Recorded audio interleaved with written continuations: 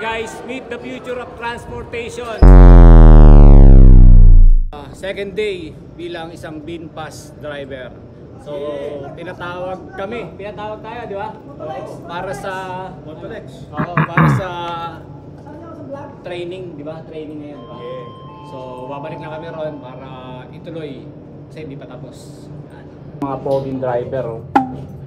Eh si boss ito, ewan ko, may mayor. Green GSM member to embrace, practice, and spread. Yung mga advantages and benefits na pinag-usap namin about this e-vehicle. Una-una yung fuel consumption. Siyempre, makakiti tayo, hindi na may pagas, electric na to.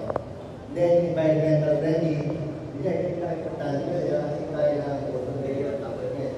Kasi, wala tayo pag-ubos. Okay guys, ito na yung first batch ng mga driver ng Green GSM. Alright guys, so yan no. Yan ang first batch ng mga drivers ng Green GSM. Sir Han? Yes. Nice. Sir Han, so this is our second day of training. Yeah. So tomorrow again? Yes. Okay. So yon. Yeah, we are testing the application. Yeah, so And same the application. app. Yes, it runs quite The smoothly. third day is the OJT. On May and 21. Yes, we have two today. Yeah. And then you can bring the car to operation. Yeah. Alright, so si Sir Han ang ating... So actually, what is your position here in the company? We will bring the car come to Depot 1 in Calcan. Okay. By Swiss. Alright. Thank you again, sir.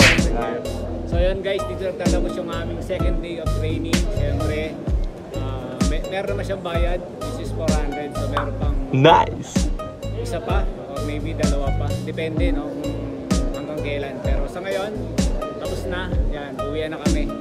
And see you tomorrow. Alright.